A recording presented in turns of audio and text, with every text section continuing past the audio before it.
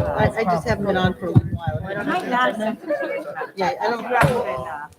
No, please send it. much on the website. So Don't send it to me. yeah, Yeah, I didn't have one. Ask me. I have to see if I'm online. Oh, I need. Please bring it back. You'll probably wear it for So it. that Really be I'm free. not. I can't even get this out. I don't even need it. Anybody bring dinner? Seriously, that thing. No. Had my peanut butter crackers before I I had dinner All with right, you them. got everybody. Did you? We're all set. I would be so hungry if I didn't have. Ready? Yeah, I am. Normally just a snack at 5 o'clock and then eat a lot later, but I don't want to. Good evening. Seeing as it's 6:30, we'll call the meeting to order. Ms. Nash, could you do a roll call, please? Mr. Gomes, Here? Mrs. Boland, Here. Mrs. Boatright, Here. Mr. Dring, Here. Dr. Flowers, Here. Mr. Leary, Yeah. Ms. Winslow. Here. Thank you. We have a quorum. All righty. Next thing would be Ms. Bowen will lead us in the Pledge of Allegiance, if we could all stand.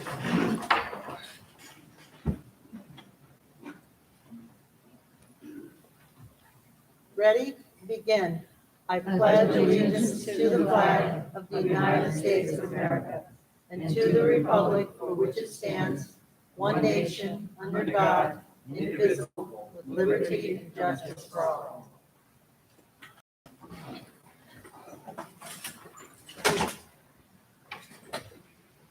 We'll now have a moment of silence. If you could keep the following individuals who have passed away in your thoughts and prayers. Maria Ermetta Gomes, mother-in-law of Anna Gomes, community liaison. Jack Goodhue, cousin of Patricia, Rogers High School clerk. Lucille Parsons, aunt of Patricia Petrillo, Pell teacher. Catherine Stahl, mother of Kathy Nash, administrative assistant to the superintendent. Richard Martin, father of Holly Martin, Thompson Middle School teacher. We'll now have a moment of silence.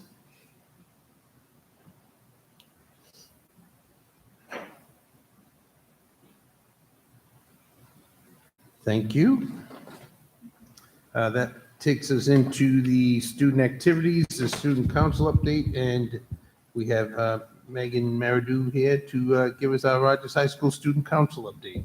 It's all yours, Meg. Go right ahead. Thank you. Hello, everyone. The midterm for first quarter just ended, so those got sent out today. Spirit Week has gotten started this week with pep rally and homecoming. Tomorrow is the annual Powder Puff game. Friday will be the pep rally during school hours, and Friday night will be the homecoming football game at Topa Field. Our sports teams are still up and running, and shout out to the volleyball team for having an undefeated season so far. They have a game today at 6:30 at Rogers High School. The theater company is holding their annual winter production of Little Shop of Horrors with the Middletown High School Theater Company. The International Club has gotten started back up at Rogers High School by one of the Spanish teachers, Josh Wiesmith, and that is just to bring the cultures together at Rogers, and anyone can join that international club. And the cosmetology program is holding a cosmetology clinic during the school day from periods 3 to 5, and that is to showcase all of the cosmetology students and everything that they've learned thus far this year. And thank you so much. Thank you. Any questions for Meg from anybody in the school committee?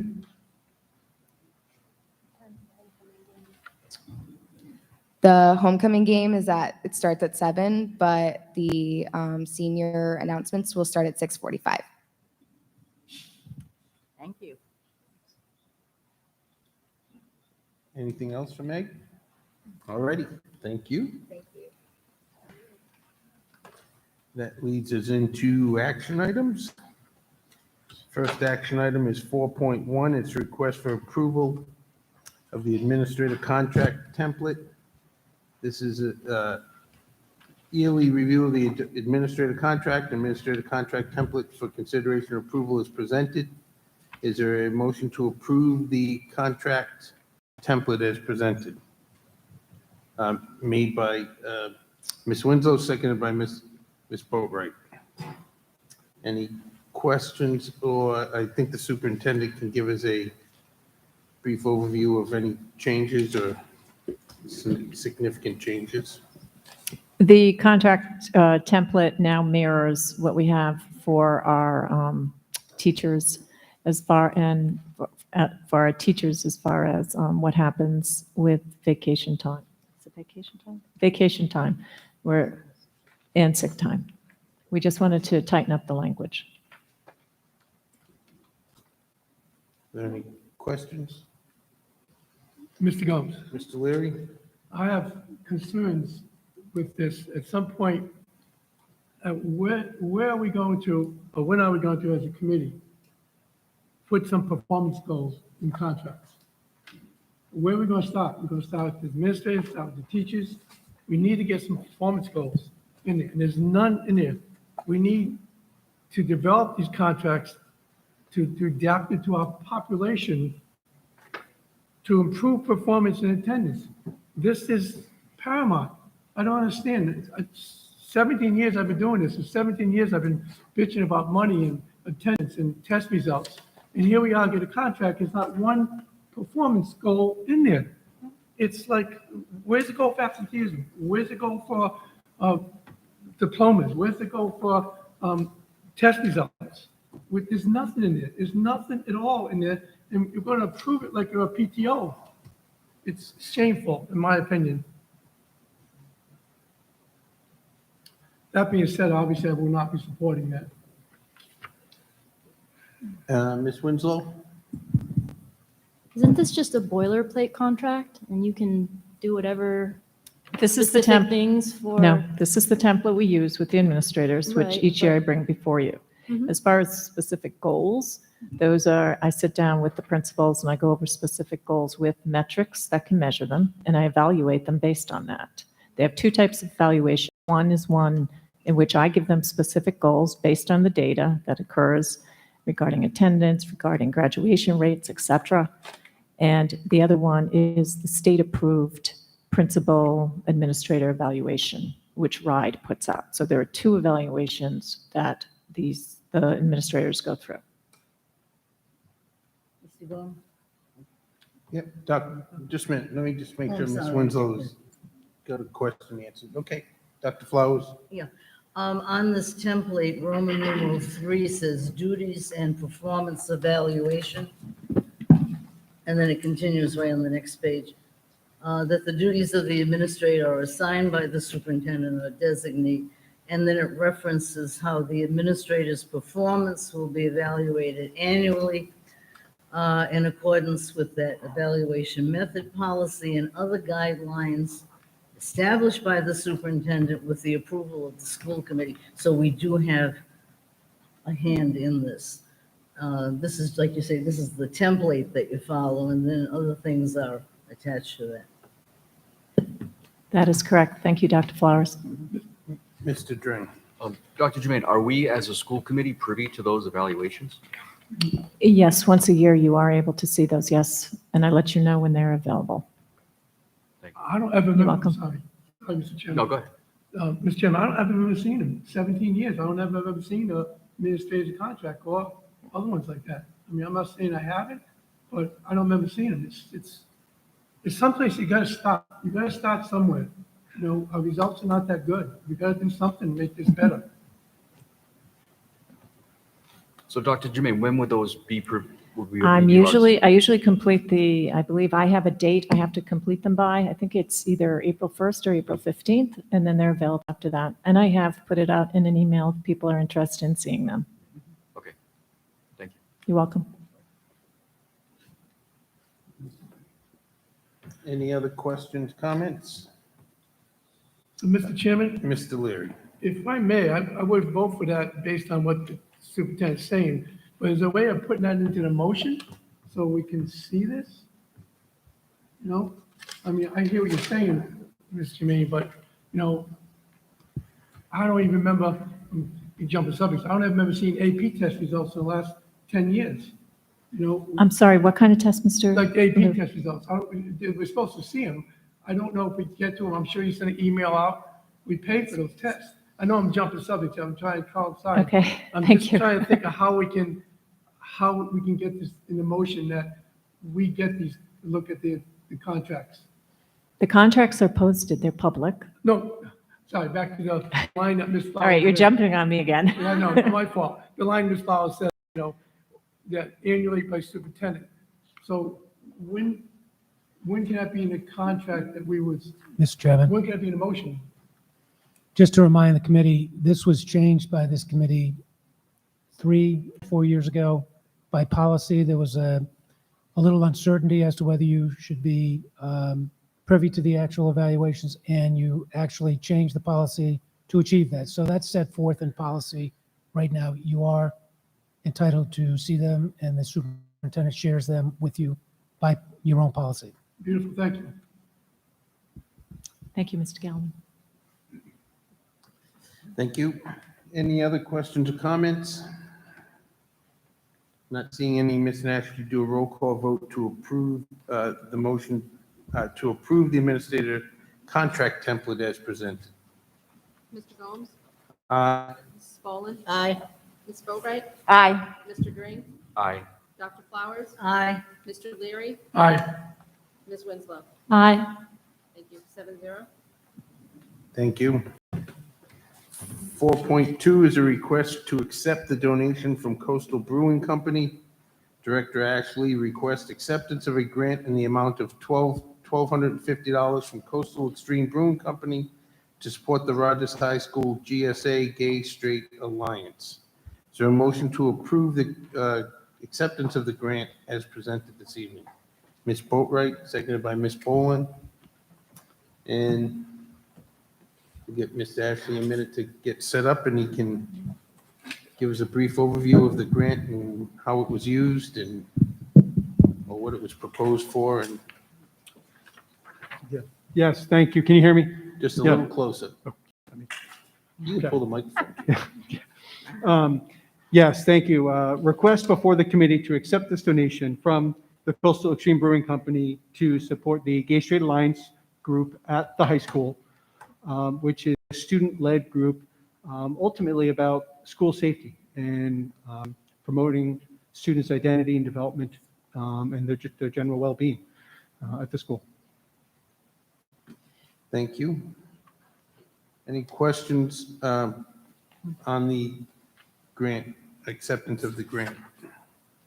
Mr. Chairman, Mr. Leary? was this the same as last month? I can add, same company, but it was a grant to the high school as opposed to the middle school. Okay, Correct. so again, I don't think it's proper that, and I said this last month, I'll say it again. Just for example, the press that I sat on the financial council of St. Mary's Church for years, and every so often we had a company would come in and they went through all the investments with us. And some of the investments were not in line with Catholic religion. So we had to take them out, being the proper thing. I don't think it's a good idea that we accept donations from alcohol. What's next? We put a Budweiser sign up at the football games. I'm not against Budweiser or all this company, just I think there's got to be a separation here. So I cannot support this. Mr. Dring? Is this an after-school activity or is this during school hours? The club is after school.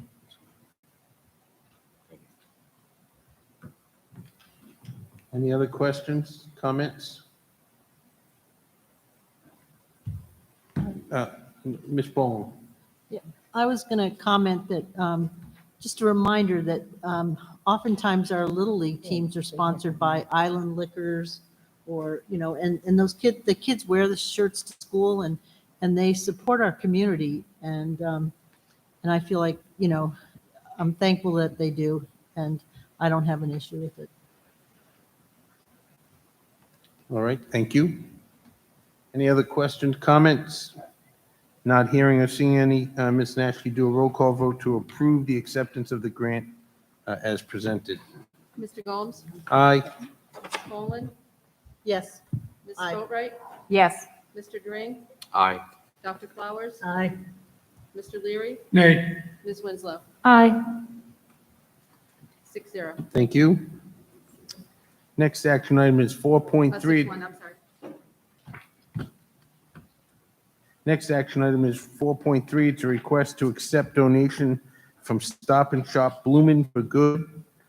Director Ashley requests acceptance of the Blooming for Good program donation for the Newport Public Schools Food Resource Program. Is there a motion to accept the grant as presented?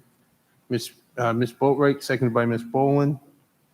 Mr. Ashley, if you could give us a little overview of that, that'd be great.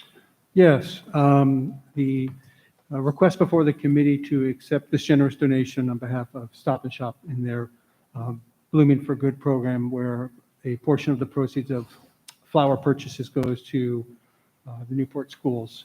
And so in this case, the amount of $104 would go towards our partnership with Newport Community School and the food bank / food program. Any questions? I have one. It's sort of funny when I was reading through this, it wasn't really publicized, or was it? And I missed it. I'm just curious as to whether there was. Yeah, it is in the store in terms of that, there's a little sticker label on it. But the point is well taken that we could certainly, I think, publicize it some more. I think to our family, I mean, just if we sent out to our family so that they at least knew. Yeah. I was kind of surprised that I hadn't seen anything about it. Yeah. It's past tense, so it's. Yeah. Dr. Flowers. Yeah, if you have the scan card, you know, that you scan it when you get your groceries, they have your address, your email address, and people who have that will be notified of that particular project. And in the past, I'm not sure about this year, but in the past also, they have designated, I guess, a percentage of what you spend. You know how you get the little, how much you have saved through the year. And they will, a percentage of that goes to the school of your choice in your community. I think they do it all around the New England area. And you have to pick one of the, the 3 schools. So I kind of rotate it myself. But it's an example of a community partner, and it's good to know. Thank you. Any other questions, comments, concerns? Not hearing or seeing any, Ms. Nash, you do a roll call vote to accept the grant from Stop and Shop Blooming for Good. Mr. Gomes? Aye. Ms. Boland? Aye. Ms. Boatright? Aye. Mr. Dring? Aye. Dr. Flowers? Aye. Mr. Leary? Aye. Ms. Winslow? Aye. 7-0. Thank you. Thank you. Next request is 4.4. It's a request for the ESSA funding for the Right to Read Professional Development Program. Director Ashley requests approval for funding to provide professional development for the Rhode Island Right to Read Act training. Director Ashley recommends partnering with the AIM Pathways to implement this training program utilizing ESSA funding. Is there a motion? Dr. Flowers, seconded by Ms. Winslow. And Director Ashley, if you want to give a little overview of the program. Yes, thank you. So as you can see, the General Assembly passed the Rhode Island Right to Read Act in July of 2019, which basically says that all educators in the state of Rhode Island need to be either proficient or aware, and I'll get to that in a moment, in the science of reading, specifically structured literacy and the practices of literacy in the classroom. And briefly, what the training and coursework involves is how the brain learns to read as a young child, and then what are the instructional practices that we can do to support the natural brain development and learning of reading in the classroom. And the law stipulates in terms of the kind of 2 degrees of work for educators, the proficiency or awareness. The awareness is kind of as it describes, is the general awareness of how the brain learns to read and how that can be supported in the classroom setting, primarily for secondary teachers. So science, social studies, math teachers at the middle and high school levels. And then the proficiency, which is more rigorous, it's a longer coursework, that's for elementary teachers and specialists, specifically special educators, reading interventionists, and teachers of English language learners.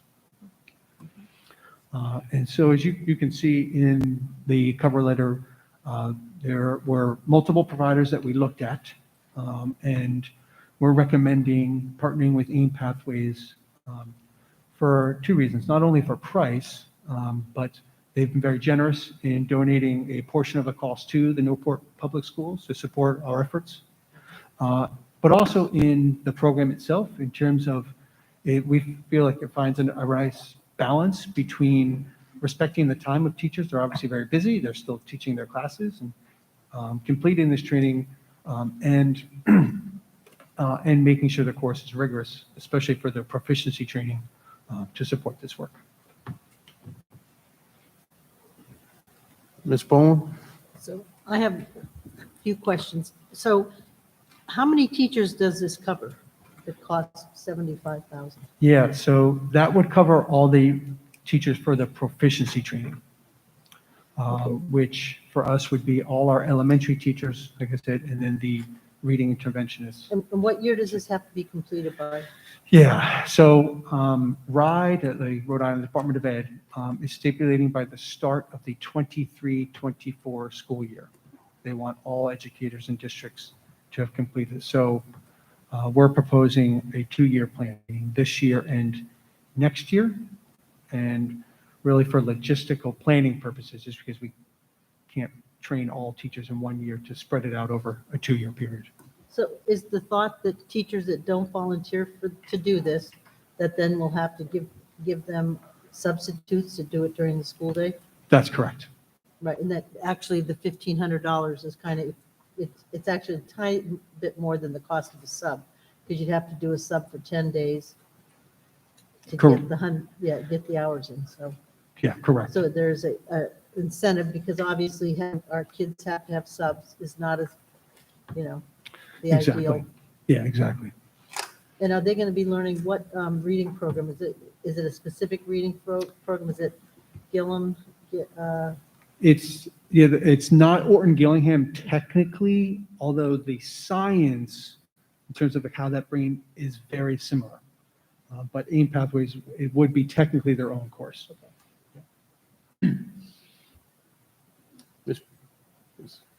Some Go right ahead, Ms. questions. Winslow.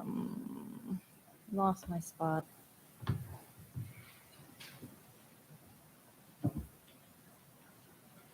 Oh, so, okay, we're going to spread this out over 2 years.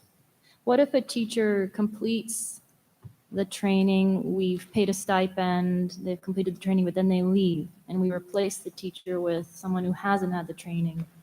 Do we have to start over? Is there anything attached to that stipend? In terms of a teacher leaving, it is a bit of a risk for the district. It is, obviously the goal is to, there's hope that the teachers are going to work with us, that we're providing this training, some enticement there. In general, in terms of new teachers in the future, we're going to have to build this into a longer term plan where we can build in a ongoing training. And Rhode is in discussion with districts about that too. One more. Since this was passed in 2019, and Rhode knows that districts were going to have to do this. It's a lot of hours for the teachers. What do you think we would have done if ESSER funding hadn't shown up? What were districts planning to do? They were, every district has its own financial situation, but it would not have been easy, I don't think, for any district. I think there probably would have been more of direct providers by Rhode. So, for example, on the awareness training, Rhode is providing that training free of cost to districts. So that's one less cost to a district. And my last one, do we know how many teachers yet are going to pursue the proficiency training and how many will do the awareness training, just so we have a projected cost on the stipends? Yeah, so we know in terms of district numbers, we've got approximately about 100 or so, again, approximate teachers that will require the proficiency training. We don't yet know the exact number of that 100 that would go for the stipend option versus doing it during the school day. Okay, thank you. Yeah, thank you. Dr. Flowers? Thank you. Just 2 points on one of the pages here that lists the educator. Yes, I'm short. I don't know how to time this. The page that has the Right to Read Act, LEA, and educator requirements. It's important to note that how the teachers, the educators, have to demonstrate this proficiency. And it gives the key dates, the key years, and also that the local school systems really have to do this. They have to provide the professional learning in the science of reading. And people who know me and been here with me know that I periodically rail on about everything that is taught involves reading. That we say, oh, some people are really good in math, but not in reading. You have to be able to read to do anything. And that it is a science, and teaching is an art and a science also.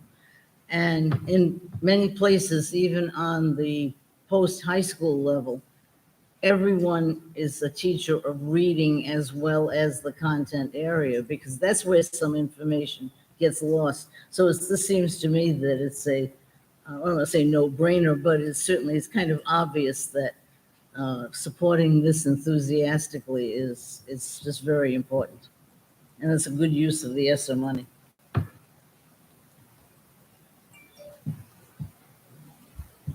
Thank you. Any other questions, comments, concerns? Not seeing or hearing any. Ms. Nash, you do a roll call vote to approve the ESSER funding for the Right to Read professional development. Mr. Gomes? Aye. Mrs. Boland? Aye. Ms. Boatright? Aye. Mr. Dring? Aye. Dr. Flowers? Aye. Mr. Leary? Aye. Ms. Winslow? Aye. 7-0. Thank you. Thank you. Thank you, Mr. Ashley.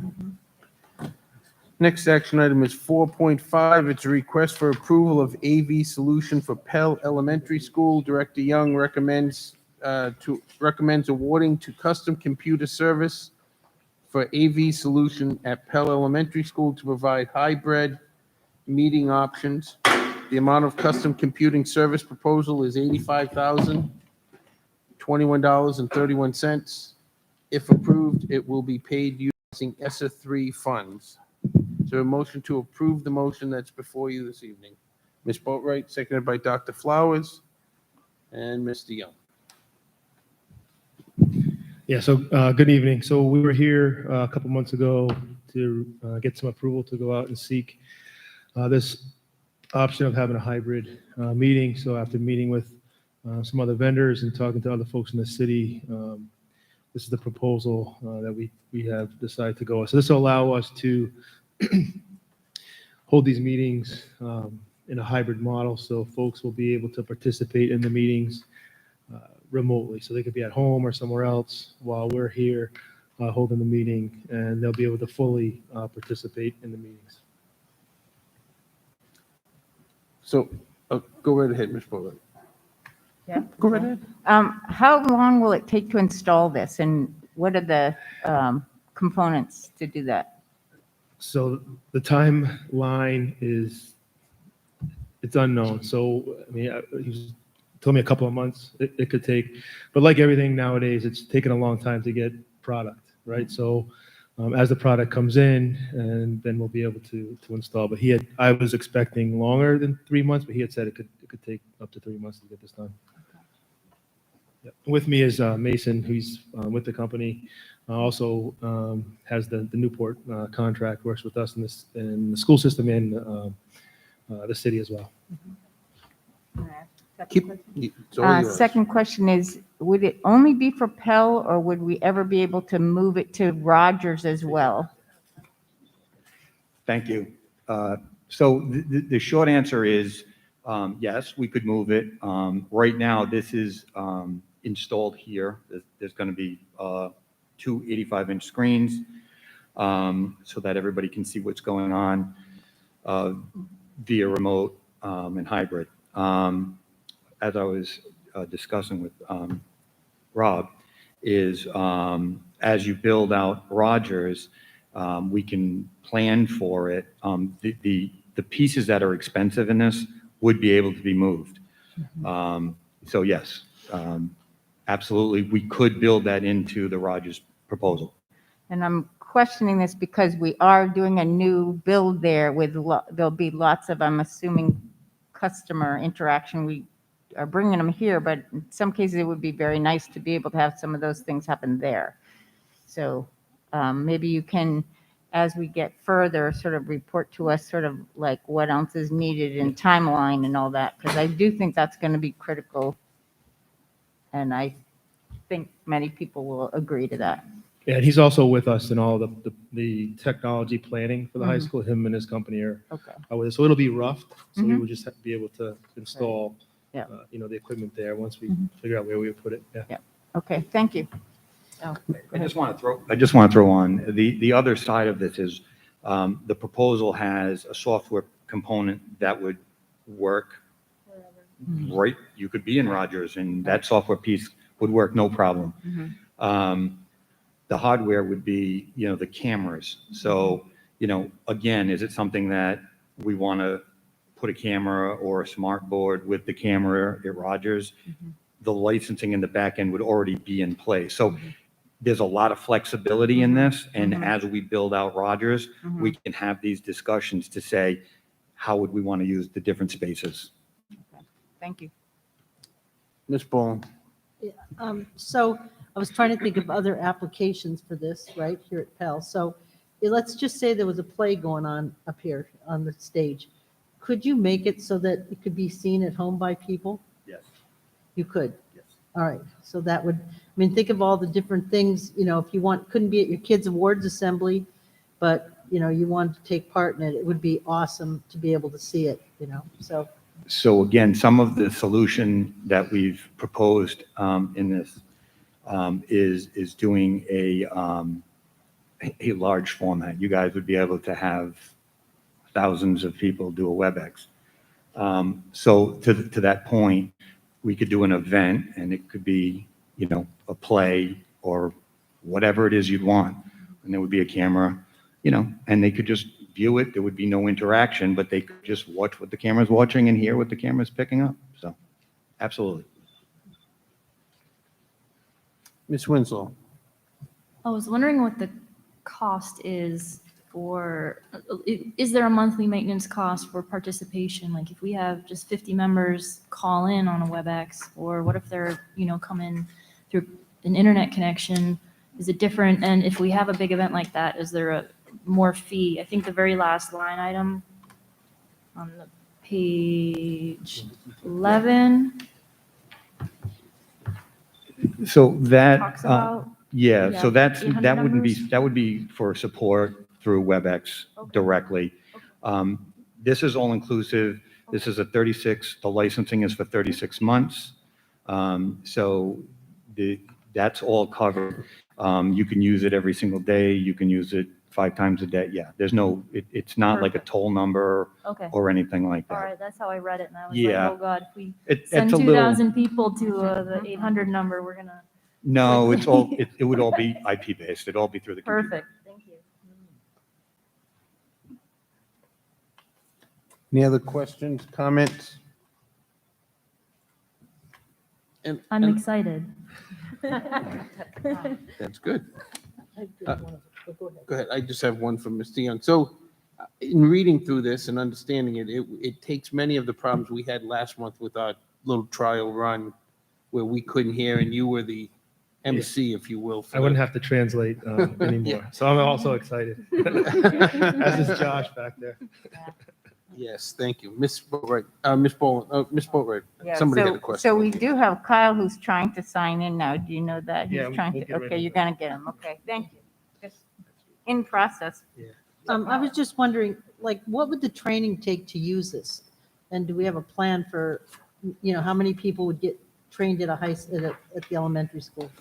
Yeah, so our staff would be trained first, and then we would train someone here, the next man up kind of thing, someone else would be trained to be able to Or a couple work the people. equipment if we can. No single point of failure? No, not at all.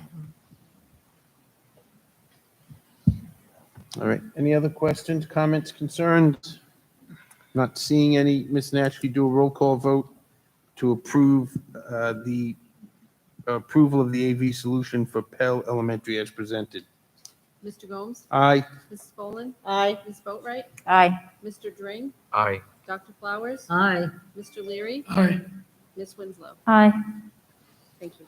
7-0. Thank you. Thank you Thank for you. being with us. Thank you. Director Young, just to put you on the spot, how's the YouTube working out so far tonight? Do we know? The YouTube stream, Frank's saying thumbs up back there, so that's good.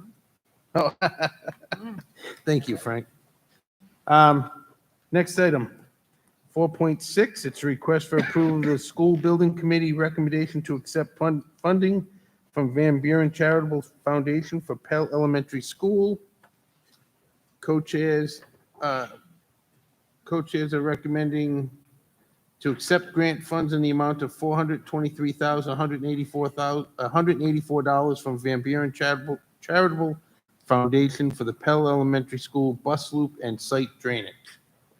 Is there a motion to approve as presented? Dr. Flowers, seconded by Ms. Boatright. And I believe, are we having Kyle on the screen? Is that the? I don't think he really needs to. be Oh, on for okay. that- No, I'm for sorry. I this think I one. said Kyle was trying to get in. So Yeah. But he I'll is- turn it over to, which one of you would like to? Ms. Well, Boatright, okay, Ms. so- Boland, take it away. So this is incredibly exciting. This is a huge, commitment by, some of our local, grant funders. And Van Buren has promised to put a welcome center in at Pell, and that's going to be here in the opening. They're also, with this money, are paying for the bus loop, which is going to improve security and also safety for our children and adults. And that to the tone of 400. The bus loop is part of this, right? And then the other thing is the millwork. And also they're paying for some drainage out of this, some drainage problems that were at the school. And so this, all of these things now have been, we're going through the process of getting the price quotes we have price quotes for all of it. We're just going through now the process of accepting this money, and then we will be starting these projects here at Pell. And so do you want to add to that? Yeah, just the millwork is just some of the bookcases in the Yeah. classrooms for the new classrooms. Want to say that. And this one is really just for the bus loop and some of that millwork and some of the storm drainage. And then we're working on them Oh, that's true. on some other Right. other initiatives. This is not for all of them. Correct. right. We're still looking for the funding for the Welcome Center. We're Right. just getting schematic design and bids. I Right. knew that right after I said it Yep. too. Thank you. Yes, so just to be clear, this funding of $423,184 Right. is for the bus loop, Right. site drainage, and millwork within the Right. phase Right. currently underway Right. here at Pell. Mr. Dring. I'm not sure if I should direct this at Ms. Bold or Ms. Boatright, but how much of that 423 do you know approximately is going to the site drainage? You know what the breakdown is? I don't have that offhand. So the site drainage, I can say this about it, it is really for under the bus loop area. That's what this is for. It's not for all the site drainage by any point. And I think you're aware that the city is doing some more work on site drainage as well. So I would put it into 3 different buckets. One is the bus loop. Then there's the building site work, which is all incorporated in the original the original gross, what do you call it? The original bid that we have with B&B Brothers. And then there's the third piece, which is going to be done by the city. So I will say that this does cover, if you recall the plans, there were add alternates for site work and the bus loop. So this is what's inclusive in this. It covers that site work and the bus loop. So again, there's a breakdown. It's not here. I think we could get it for you, but it's not here. So- Right, I'm looking for the grant right now. We do have a breakdown, and I believe the grant did come for you. So, just so everybody knows, there's a phenomenon called COVID escalation. And so when the bond passed, we thought we had money for everything, and we have since found out that it's pretty close to 25% escalation in building now than when the bond passed. So we were either, parts of this project, the bus loop actually wasn't in the original project, but parts of this project, we had to cut down on the size of the building. And so we really wanted to do all these things, and Van Buren came to the rescue and is, committed to doing these things for us. So it's, we feel like the project's on target, and we're getting the things we need in the building. But Rogers will be another challenge. Ms. Boatright, go right ahead. So I did just want to say that Van Buren has been very, very generous and wonderful in working with us to do things piecemeal. So when we need to get things done, and once we can really get all the T's crossed and I's dotted, is how they're coming together with us. So it's been I want to just commend them and thank them for this. And they are working with us on the high school project as well, and have tried to get other funders together to help us there, all due to this COVID escalation price, and to make sure we don't have the same situation as Pell 1, where we outgrow it day one. So we thank them very much. I'd like to echo the sentiment. So I don't know if we can communicate with Kyle, but is it possible that he could answer that question of how much? I know he probably has at his fingertips to answer how much of that. It's approximately 300,000, I know, going towards the bus loop. How much of that is going towards correction of drainage issues? 60,000. 61,000. Thank you. Miss Nash to the rescue. Ah, quick math. Good. But Kyle was answering too. They Ah. were at the same time. They It came balances. It together. came from both sides at the same number, so that was good. Thank you. Any other questions or comments?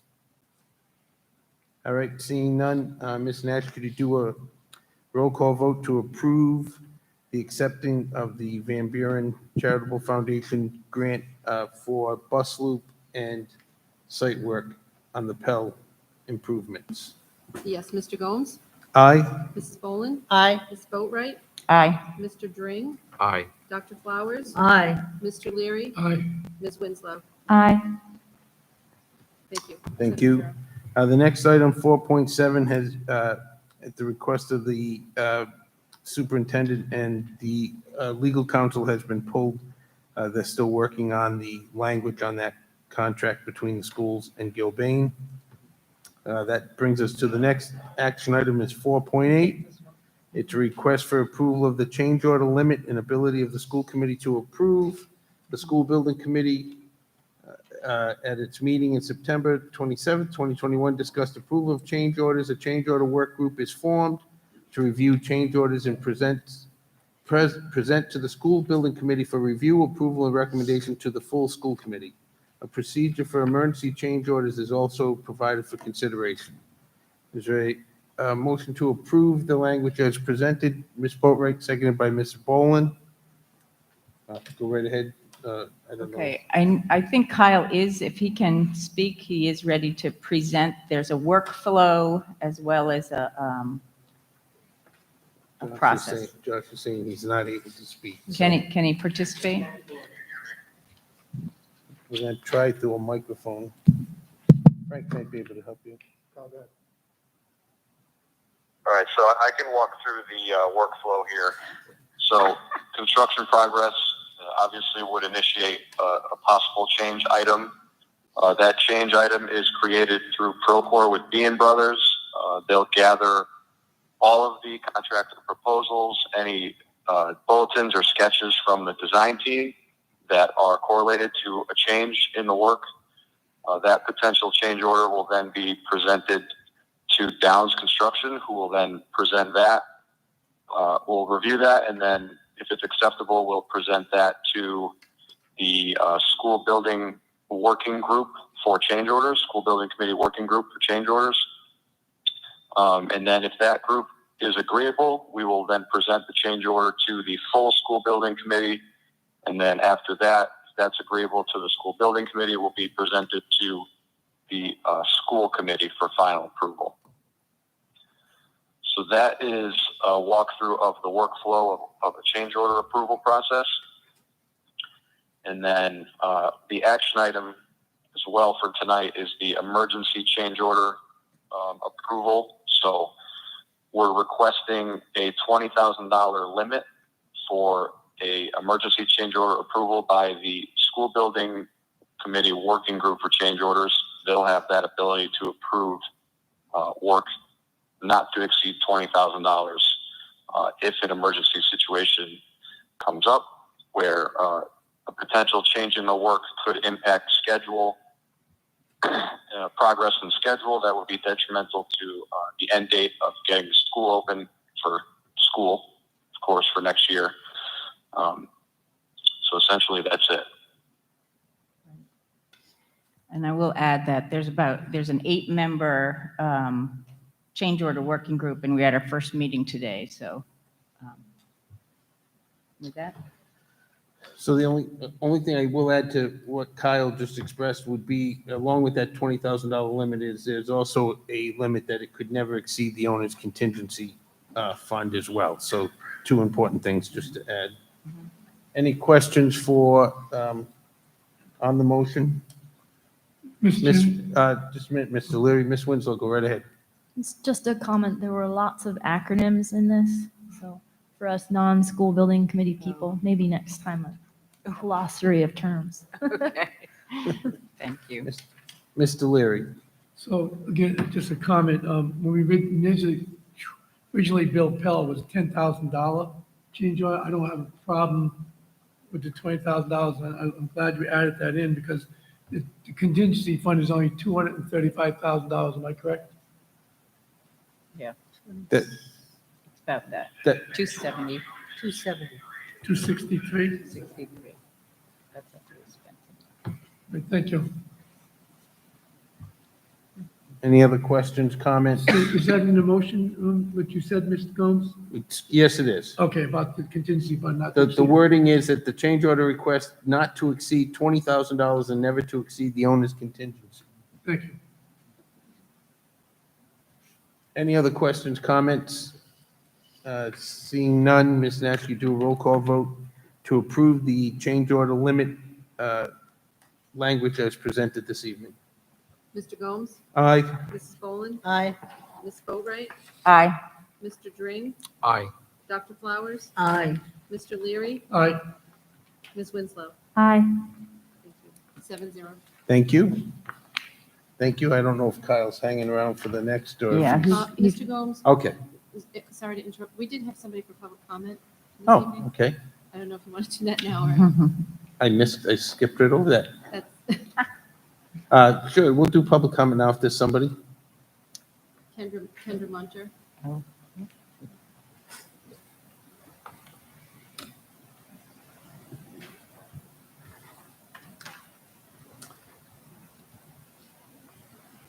It's fine, whatever. Skip over me. Cool. My name is Kendra Munter, 22 Homer Street. I actually prepared tonight for a change, so you'll get coherent sentences, so you can thank me later. I'm here tonight to address the committee to see what options exist to bring recess back to grades 6 through 8 at Thompson. I know that recess is not required for grades 6 or 8 and commend the administration for trying to implement recess. As excited as my daughter and her friends were to receive recess, they were equally devastated to lose recess. Recess was the only time outside of eating lunch that my daughter gets a mask break. It is the only time she can connect with all of her peers since there is assigned seating at lunch and she stays with her cluster all day. She did report today that her grade 7, is going to do recess 2 days a week, but that still means 3 days a week she is inside with no mask break. I am not sure what, if anything, grades 6 and 8 will be doing.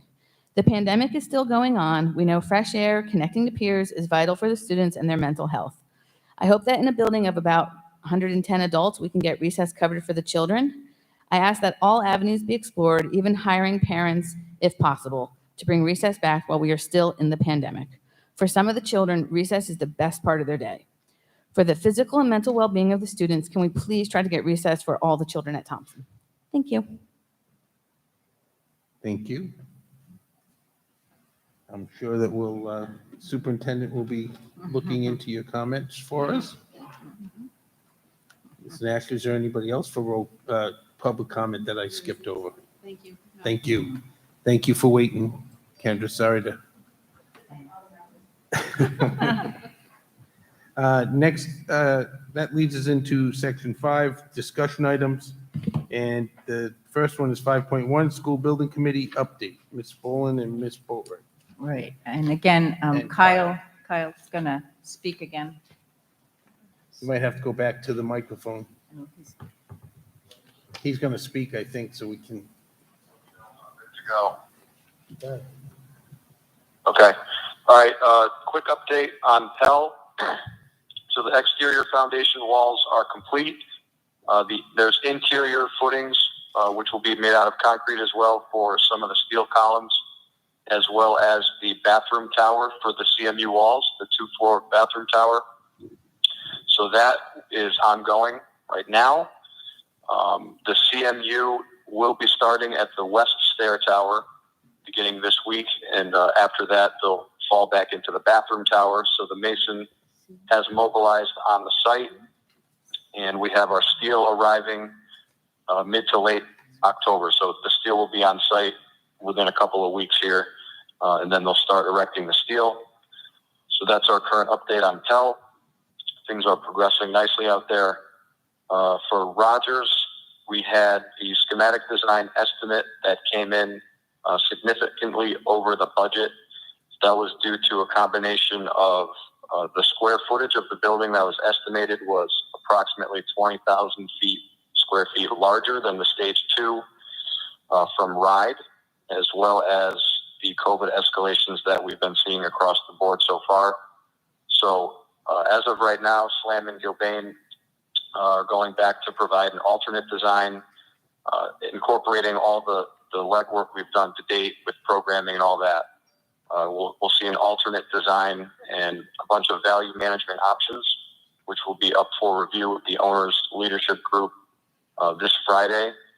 And those value management options will provide cost reductions in certain things, whether it's a change in material or foregoing, one of the 2 proposed athletic fields. So a list like that where we can try and drive down the cost of the building to get something that is affordable. So that's our update at this time. Thank you. Anything to add? Are you good? Questions? Any questions from the school committee?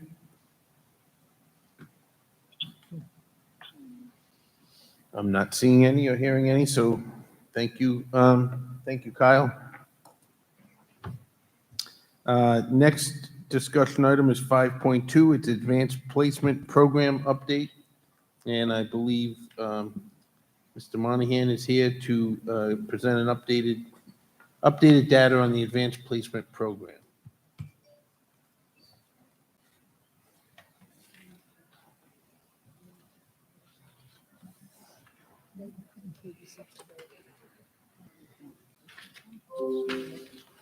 See what happens.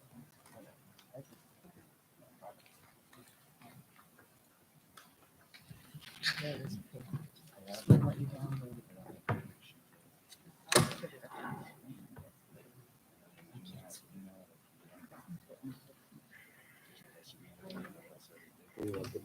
I got it. It did come up. I got it to come up. Oh, you said if you want that, Yeah. you lose. You wouldn't download it without the preview.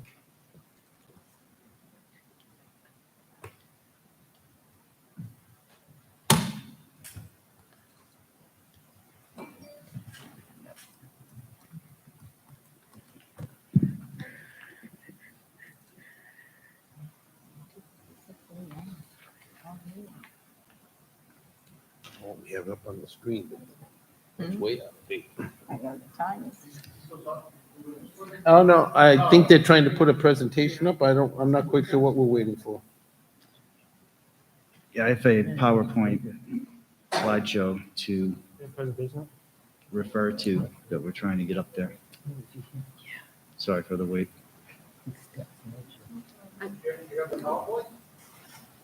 Can Josh project? I just forwarded it to him.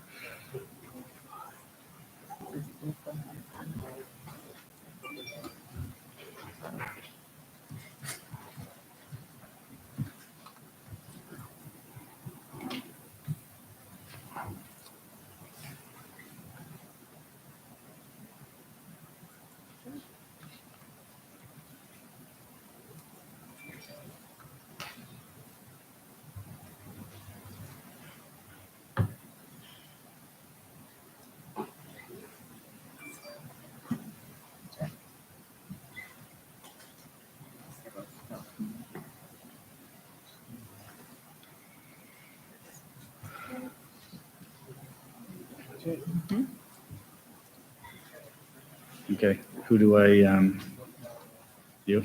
All right. The translator will take care of it. All right, so and I'm going to talk to you about advanced placement. For those of you who may not be fully familiar, advanced placement is a program that ends in an end-of-course exam that everyone in the nation who takes an AP course is able to take. Same exam. They are scored on a scale of 1 to 5, 5 being the top score. And they run the opportunity to earn college credit or advanced placement into college coursework. Advanced placement courses are considered college level work. They expose students to rigor and they strengthen the curriculum on the whole. So, you kind of jumped to, you go back one. I have a couple of 5-year summaries that I pulled from Advanced Placement's website for Rogers High School. This is showing you the total number of AP participants, the total number of exams. As you can see, there are more. Some students take more than one advanced placement course in a given year. And then a 3, 4, or 5 are considered a passing score that some or most colleges will take for college credit if you score 3 or above. Some of the more competitive colleges and universities will require a 4 for that. There's also the percentage here of students who scored a 3 or better. And then there's a bar graph that shows the same thing, really just focusing in on the number of students over the years who have scored a 3 or better in one or more of their exams. All right, then we have a breakdown here of all the exams that we've given over the last 5 years and what our average or mean score has been in each of those years.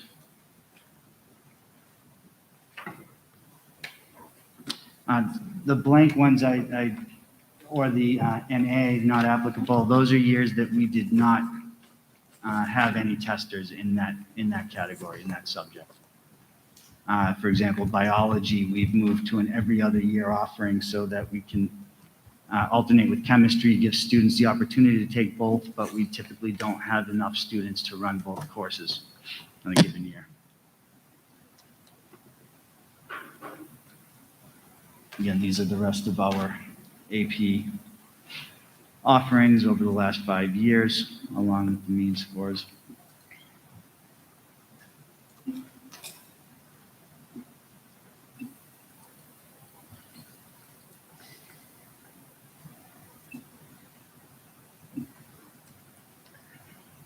And one more.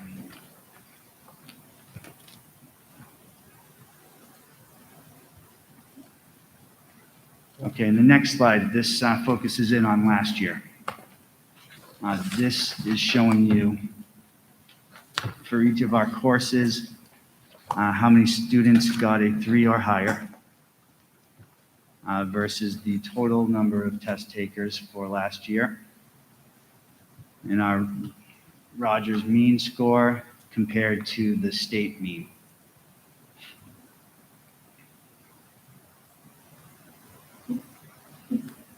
And as you can see, we're a little bit below the state mean in many of our areas.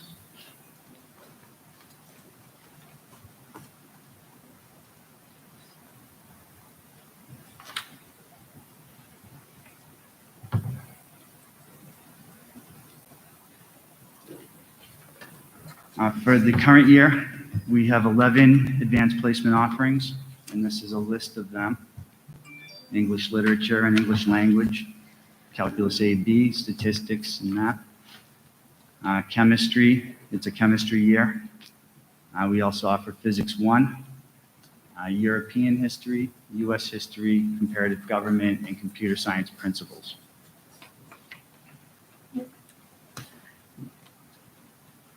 The makeup of our student body, currently we have 115 students, 10th graders, 61 11th graders, and 53 12th graders. Average class size is 16.4. Some classes a little smaller, some larger. 230 exams are scheduled to be taken by those 115 students. One thing we also offer in any given year, if a student wants to take an advanced placement course, we have virtual high school. We have a membership, and that allows for a student to take any AP exam in any AP course. And we accommodate them at the school in May when AP exams are taken. So why do advanced placement? As many of you know, at the end of the year, that exam costs money, and Newport Public Schools allows for every student, we actually require every student to take the AP exam at the end. The curriculum is nationally aligned. It helps us to develop a vertical articulation. As we get data back, we can analyze what we're doing well, what we need work on, and what we may not be covering, and try to figure out how to spiral that down so that we're doing a better job on the earlier levels to build up the rigor in our curriculum and hopefully improve the success on the AP exams. Many schools don't do that. They let students choose to pay for and take the exams if they want, which obviously a student who doesn't see the value or doesn't think that they're going to do well, they may not take it. We have a true number of students taking the exam. They're the ones who are in the class. Colleges and universities, one of the things that they look at is how many AP offerings do you have and what do your students take. It's well known that AP, even if you don't do well, if you were to repeat that course offering at the college level, you're much more likely to be successful. There's a lot of data that the AP and the College Board track about students and what they choose as college majors, and students who have taken an AP exam in an AP course in high school are much more likely to find that major and pursue it. And if whether they did well in the AP exam in high school or not, they're more likely to be successful in college in that subject area and to take more course offerings in that area. In overall academic success, if you've taken an AP exam, you're more likely, or in an AP course, you're more likely to succeed at the college level. And there's some data that shows that you'd be more likely to finish college.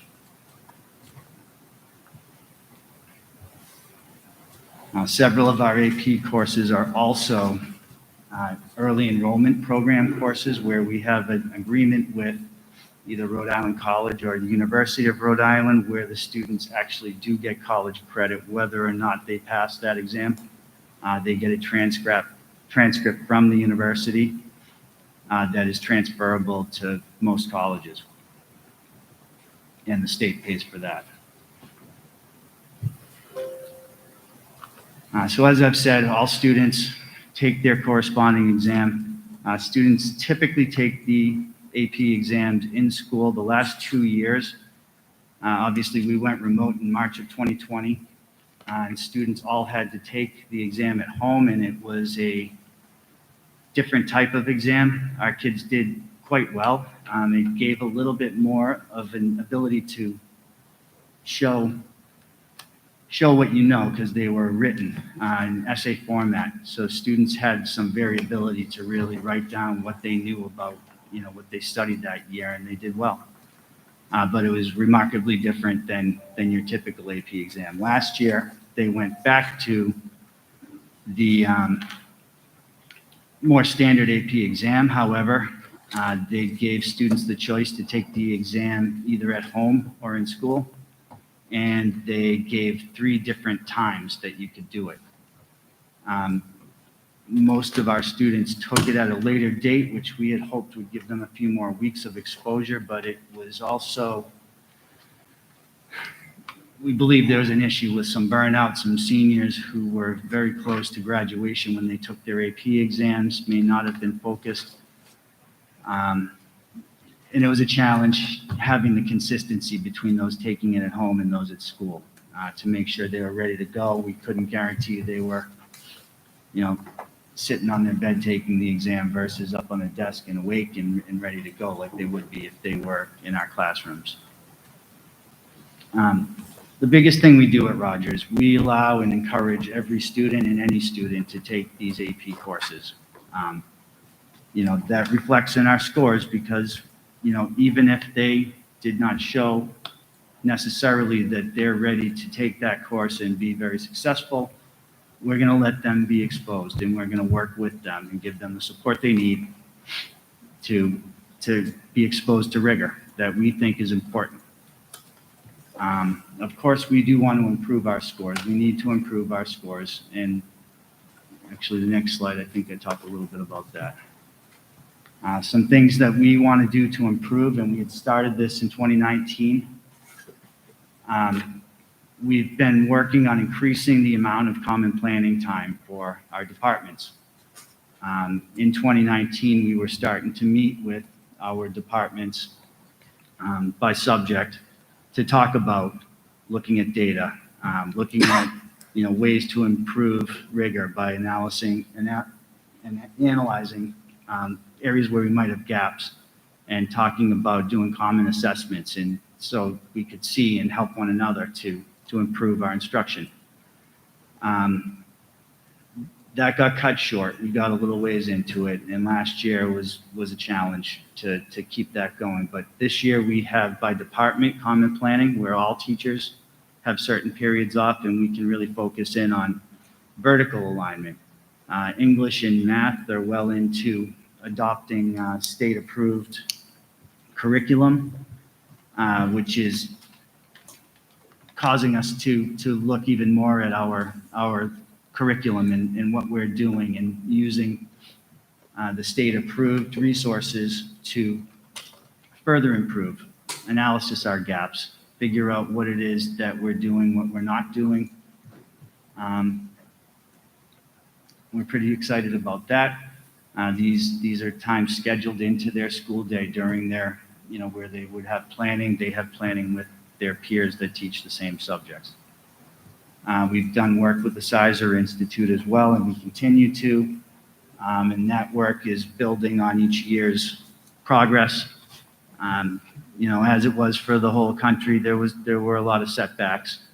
We had less time in school last year, face-to-face.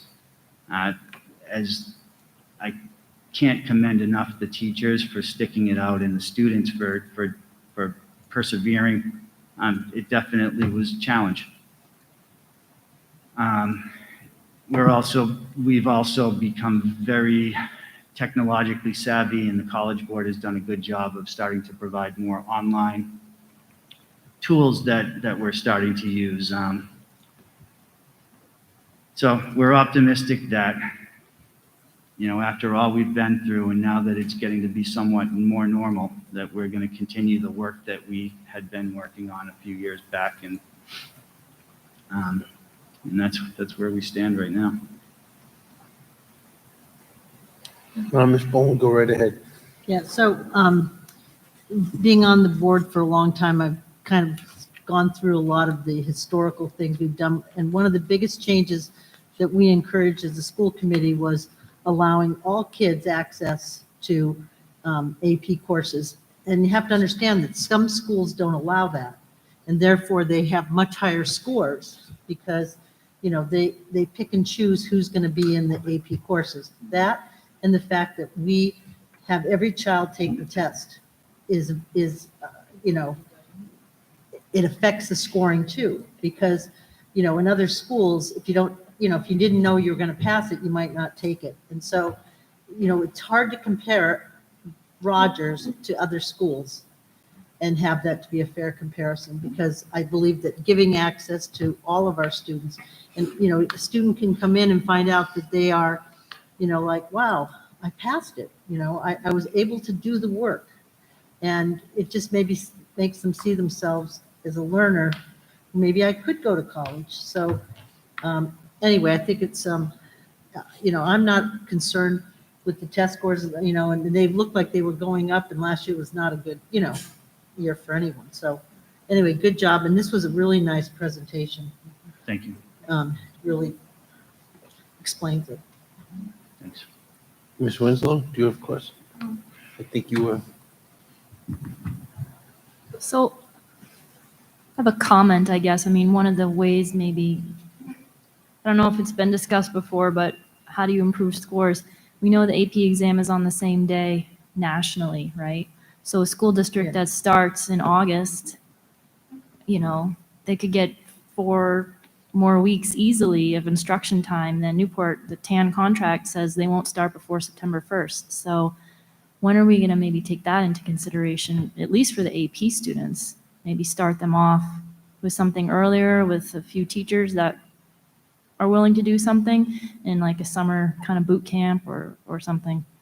Yeah, many of our teachers do provide summer work to help the students get a jump start. And actually in our chemistry program this year, we had a teacher come in for a week and work with students. We couldn't require it so much, but there was decent participation, and I'm hoping that becomes a trend because they need it. We're going to be dealing with a few gaps in the next couple of years, but nonetheless, I think really honing in on where things are going well and where they're not, and trying to figure out why is the key. And looking at it historically and looking at it from year to year, that's where you get the answers to your questions, and then figuring out how to do a better job. Teachers change, and a new teacher, some of these courses haven't been offered as long, and there's a learning curve just to the teaching of it. Okay, thank you. Thanks. Go right ahead, Ms. Boatright.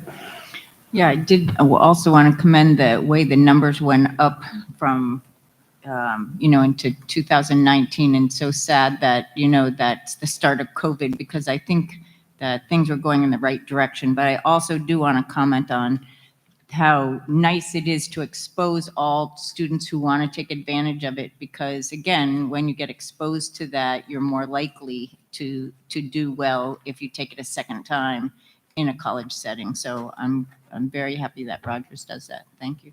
Thanks. Any other questions for Mr. Monahan? Mr. Mr. Leary? Thank you, Ms. Jean. That's what I asked this a few months back, and thank you for getting it. I haven't seen that last few years. I mean, they can sugarcoat this any way you want. I personally think that you want to get some good, talented work in there. You may have to do the opposite of what Mrs. Bowen and Mrs. Bowe by saying, pick the kids that belong in there. Because this, when you've got 20 kids taking European history and 1 getting the 3 or above, and you got 22 kids in the physics exam and 1 getting the 3 or above, that's not good. I would like to, maybe, I mean, I'm sure nobody's going to agree with me this, but maybe we should go back to get the proper kids, and maybe it's only top 10 kids, top 15 kids in advance, and push it real hard. I always remember Mr. Kelly, and I'm sure Mrs. Bowen remembers this too, when he was here. He pushed Thompson to be pushed to be, how would you say, Ms. Bowen? You're better at this than I am. How did Mr. Kelly put that? When he did Thompson? I don't know that we want to get into that discussion, because. All right, well, it's fine. There's two But sides. his son was in a class with Right. number 1 in the class, who graduated number 1 in Rogers, in the class with a kid who graduated number 120 or whatever, And you can push that number 1, if you got 7 ones together, 10 ones together, you can push them more. I know in West Warwick, we had a program like that, where it was a top group, it's called the I-Team, and it was, you had the top kids, it was hard to get into in the middle school, but to me, you should code it any way you want, open everybody, so it's not really AP, or you tell the parents it's just a college prep course, because the results show it's not AP.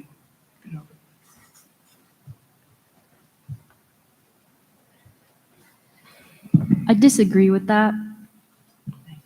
Fundamentally. I mean, I don't know how you expect kids to learn if you're not going to give them a chance. No way. No way. You put them in the class, you let them in the class, you give them the opportunity, and who cares if they get a 2? They're still achieving something.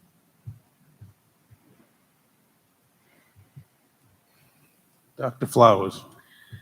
Yeah, I've always had some mixed feelings concerning the, like I said, open enrollment for the AP classes. However, I'm going back, more than a couple of years, of course, but when you have youngsters, this is just ordinary elementary classes now. When you have youngsters who have been placed in a special ed class, and it was decided to try them out in the general ed class, and of course, things are different now. It surprised teachers, probably some parents, and some of the kiddies themselves that once they saw their peers who were more capable, and sometimes they say, hey, I can do that too. And I've said for so long that if you expect just that level of achievement, you're lucky if you get a mediocre result. And some young people, some that I've taught, you say, wow, I didn't know that they could ever have reached that level of success now that they're really well into adulthood. So giving a young person the opportunity why the regular grades or the regular placement might not be at the top level is fine. You have to be very careful when you start to cherry pick the top students. Because remember, we used to have that in the so-called accelerator program in the elementary schools. And that was regarded after a while, not by us, but higher up. That was elitist, because sometimes certain people can be chosen and others are kind of ignored. So if we're talking about leveling the playing field for more of our students, this is probably the best experience. It would be interesting to look at, to start to compare some of the perhaps more capable young people on how they did. That probably is very easy to find out. But again, I still say, if you give any of us the chance to try something, you never know what it's going to lead to. Might be a very pleasant surprise for all involved. That's how I feel about it. Okay. Any other questions, comments, concerns for Mr. Monahan? All right, thank you. Thank you. Thank you very much. That concludes discussion items. Gets us into section 6, which is the consent agenda. Is there a motion to approve the consent agenda as presented? Dr. Flowers, second by Ms. Winslow. Any questions or comments on the consent agenda? Mr. Chairman, Mr. Leary. could Mrs. Jermaine run through how many of the hires are new hires? Are they new ones? Anything's new hires at all? They all, I know it's a total of, I don't, that's not in this section, but. oh, sorry, my apologies. Yeah, absolutely. That's in a later Yeah, section. I'm sorry, you're right, thank you. So, any other questions or comments on the consent agenda? Ms. Boatright? There's 49 students doing home instruction, and I know you were reaching out to see if any were going to do distance learning or remote learning, and I was just wondering if many had or have dropped off that. Thank you. At this time, I do not have that number. You can Okay. check with Director Ashley, and I can get that back to you. Thank you. You're welcome. Any other questions, comments on the consent agenda? Not seeing or hearing any, there's a motion to approve as presented. Ms. Ashley, do a roll call vote. Mr. Gomes? Aye. Mrs. Boland? Aye. Ms. Boatright? Aye. Mr. Dring? Aye. Dr. Flowers? Aye. Mr. Leary? Aye. Ms. Winslow? Aye. Thank you. 7-0. Thank you. Next up is 7.1, monthly correspondence. There's the school building committee notes. And that's about it. In the correspondence, is there a motion to accept the correspondence as presented? Dr. Flowers, second by Ms. Boatright. Any questions or comments? Not hearing or seeing any. Ms. Ashley, do a roll call vote to accept the correspondence. Mr. Gomes? Aye. Mrs. Boland? Aye. Ms. Boatright? Aye. Mr. Dring? Aye. Dr. Flowers? Aye. Mr. Leary? Aye. Ms. Winslow? Aye. Thank you. 7-0. Thank you. Section 8, reports and from the superintendent and staff. Is there a motion to accept the reports as presented? Ms. Boatright, seconded by Dr. Flowers. And the first one, as usual, the first couple are the business manager. And he's come right up and taken his seat, so. Good evening, everyone. Are there any questions with any of the reports I shared? Yeah, Mr. Chairman? Mr. Leary. So if you go to the revenue page, which is the last one, I believe, there is two boxes in the bottom, Yes, sir. and of referring to stimulus money, one showing 857,000, and the other showing 3,052,000. These amounts do not appear in revenue summary period unless are they lumped into something else? Sir, these are general, these are not general fund expenditures. They're federal expenditures. I only listed above in Report Out Monthly, the general fund expenditures. I keep these notes here because they are material stimulus monies that have come into the school department in the past 2 years. So are they treated as budget, or are they treated as not accounted for as part of the budget? They are not part of our general operating budget, general fund operating budget. They're federal grants that are awarded to the school department. Okay. Yeah, I know, it's funny, it's 2 years, you know.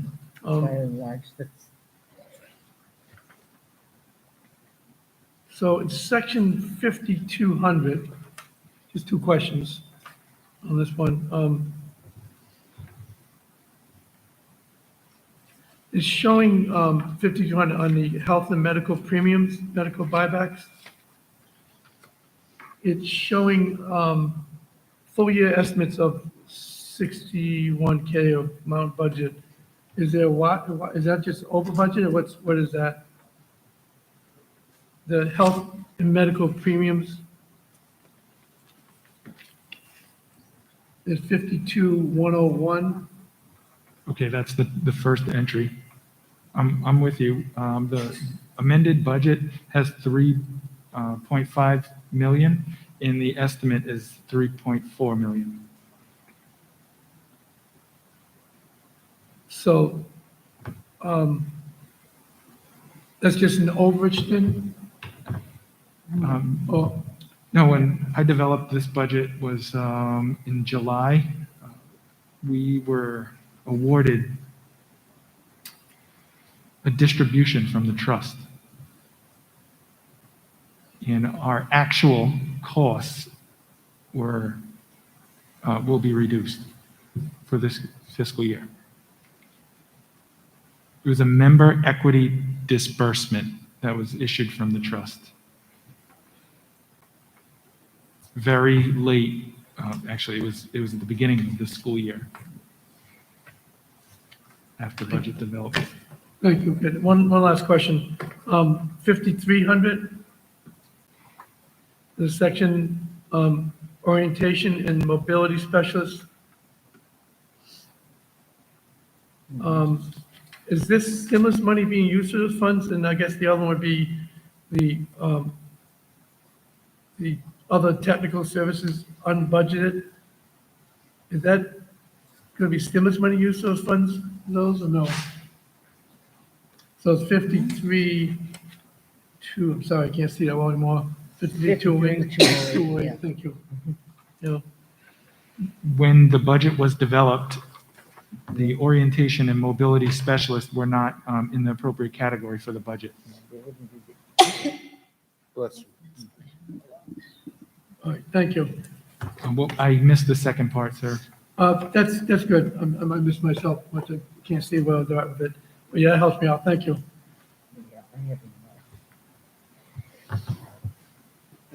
Ms. Boland here. I do have a question. Go right ahead. Pull that so- mic a little closer. Yeah. though. So this actually goes back to the restricted grants. I was holding my question, thinking it was here, but, I'm sorry, invoices.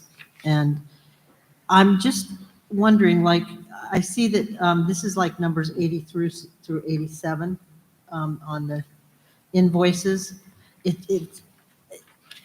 Are we paying, like, for instance, it says that we're paying Portsmouth for engineering $90,000. And my question is, do we pay it all at once? I thought we paid those because in case the student drops out, we pay them by the quarter.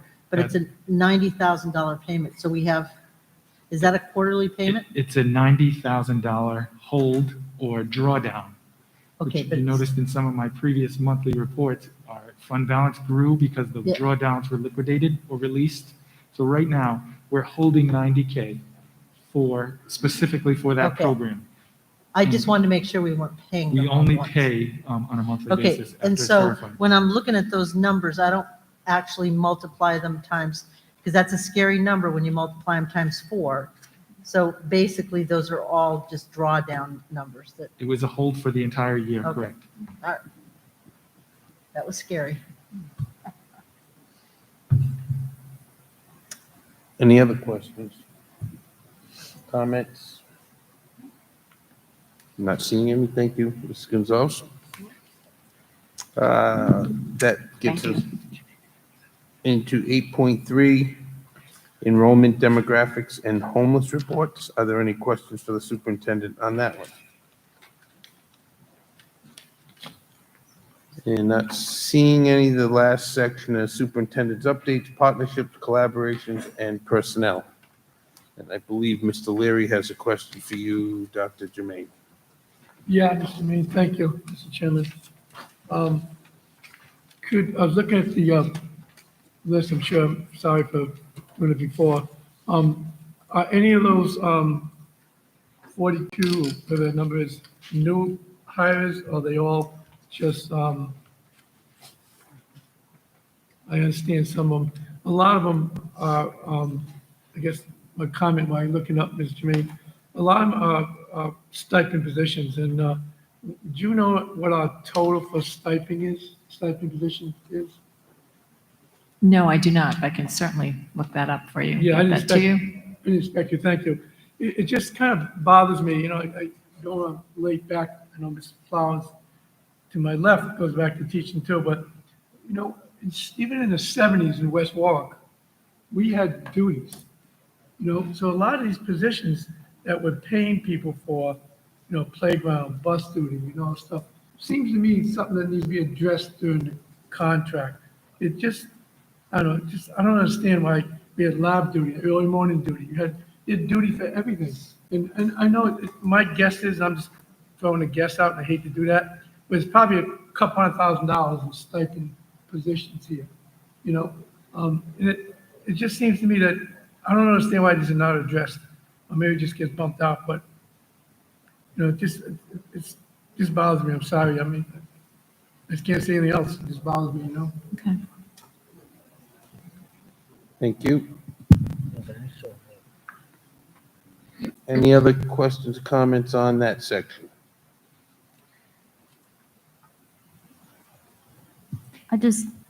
Maybe I'll make a comment. You know, I don't like all the piecemealing either, I should say, you know, stipend this, stipend that. But I will recognize that teaching today is not teaching 20 or 30 years ago. There's so much more expected of the teachers. We need more help. Schools everywhere need more help. So I want to thank these people for coming out and helping their community. And we have to pay them for their time. So to that point, I just want to share there is a shortage of teachers, paraeducators. It's very difficult to find people. And we've been advertising, and we have quite a few open spots, free advertising now, looking at the camera, but we do have paraeducators and we have other positions still open in the district. So I encourage everyone and anyone, please apply. Thank you. Thank you. Any, Dr. Flowers? Yeah, Mr. Leary commented, you know, we both were in the classroom, excuse me. And I always say, you know, back in the Jurassic, when I was in, they didn't have, we had our duties.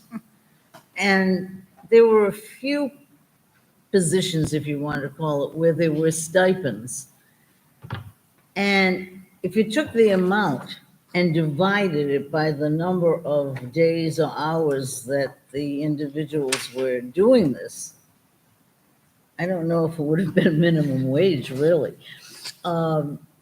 So, I mean, again, I don't know how much it is for each one of these, but if you start breaking it down, I know a relative had bus duty, I think a few years ago, she was a para. And by the time everything was taken out, she really did not, you know, net that much with it. But we're looking at the big number, but when you start to spread it out, it's probably somewhat modest. And if it's a bit of an incentive to draw some people into the profession, whether it's the classroom teacher or the paras who are needed, so be it. You know, the coaches too. They're certainly not getting what the professional coaches are getting. Very good. Any other questions, comments, concerns? Not hearing any. Ms. Ashley, do a roll call vote to accept the reports from superintendent and staff. Mr. Gomes? Aye. Mrs. Boland? Aye. Mrs. Boatright? Aye. Mr. Dring? Aye. Dr. Flowers? Aye. Mr. Leary? Aye. Ms. Winslow? Aye. Thank you. 7-0. Thank you. That gets us into quarterly reports. There's a facility update report prepared by Director Young. Is there a motion to approve the facility update report as presented? Ms. Winslow and Ms. Boatright, are there any questions on the facility update report for Director Young? Go right ahead, Ms. Boatright. Yeah, I just want to thank you very much. I love seeing this report, I have to tell you. Yeah, I know you do. Hear about it all the time. But just so we understand how it works, last month we voted for Pell School for cameras and Thompson for the fence repair. So when will that show up? Those? Once it's paid, those will show up. Yeah, Okay. so they were approved, parts have been ordered. Yep. And then once it's paid, then they'll show up in that month as clear. Okay. Yeah. Good. Yep. And then on the second page of this, I liked it with Pell, you have the furnace installed in 2013 Right. and so Yep. on. And then I know at Thompson, the furnace was new a couple of years ago. So if you can keep that, because that's the building that has had a few newer things added to it, because it's really helpful I'll to add do that that. in, yeah. Yep. And yeah, Rogers is going to be a lot of new stuff soon. So that will be really easy. Yeah. Very Thank good. you very much. Sure. Hey, Ms. Winslow, go right ahead. I just wanted to say thank you for the new format. I really like it. Also, the Pell, I was curious why it looks like the Van Buren contributions, if I'm reading it correctly, went into the Pell numbers, granite curbing, stormwater correction, or maybe I'm confusing things. Correct me if I'm wrong. Yes, we put all that in there Okay. before any kind of funding was approved. So those are the things that we Okay. wanted to do at Pell. So those were in there before, even before the Van Buren I application see. went out. Yeah. Okay, thank you. Any other questions, comments? Mr. Drain? Mr. Young. Yep. Just a question. Sorry. I noticed at Thompson, it's, you have $495 for Narragansett pest control, but none for the other schools. Didn't we have, I've heard about a rodent problem at Rogers in the past. Is that not an issue today? Not right now. It's not, no. Okay, good. Yeah. Just curious, really. Yeah. Knock on wood, we haven't had anything extra come in now. Those were hired mice to get the bond passed. Yeah, that's all it was. They were rental staged. period- They disappeared after The rental bond was period approved. ended and they went home, so. We sent them elsewhere.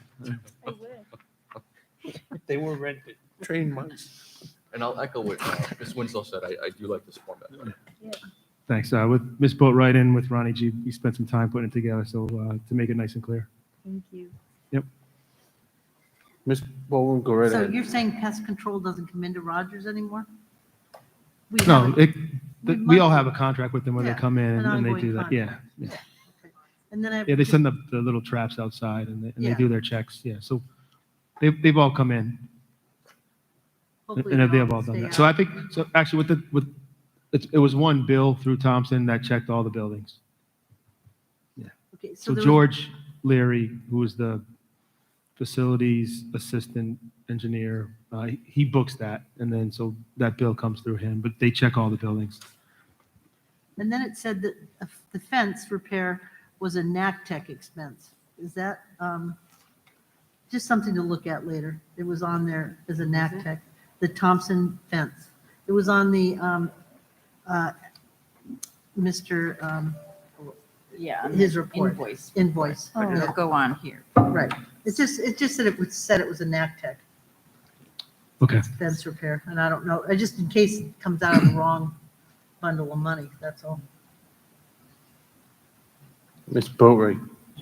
Just one more comment, I'm going to have one, right? But like I said, it's very good, and I think we'll build it out over time to have actual needs on there that aren't yet done. Right. So that we can track things like we talked about the last time, the Thompson playground or backyard and other things like that. So then we can, as a school committee, see things that are needed in advance so we can try to get them fixed. Right. Help you. Thank you.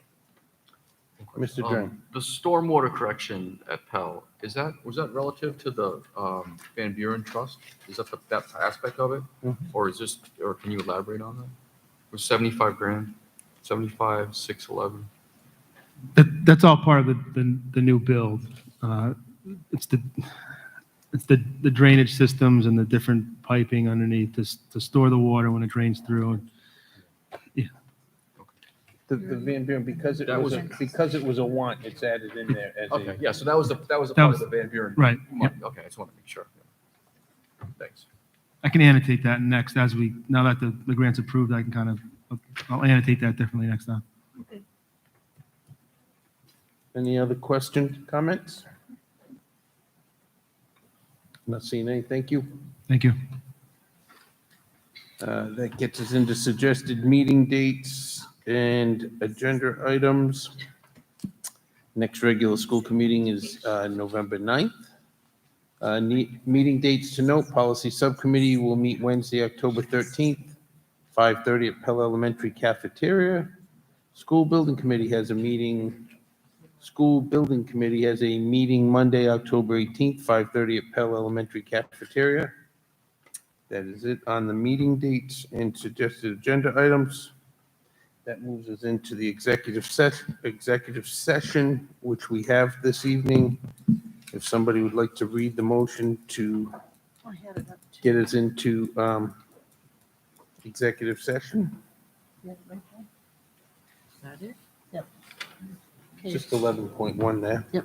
School committee may seek to convene if warranted. Executive session under jurisdiction of Rhode Island State Law, Chapter 46, 42-46-5, exceptions A, 2, sessions pertaining to collective bargaining or litigation, or work sessions pertaining to collective bargaining or litigation. There's a motion. Is there a second? Second. Mr. Drain? Any discussion on the motion? Not seeing any. All those in favor of convening into executive session signify by saying aye. Aye. Any opposed? Motion carries. We moving into executive session. Thank you.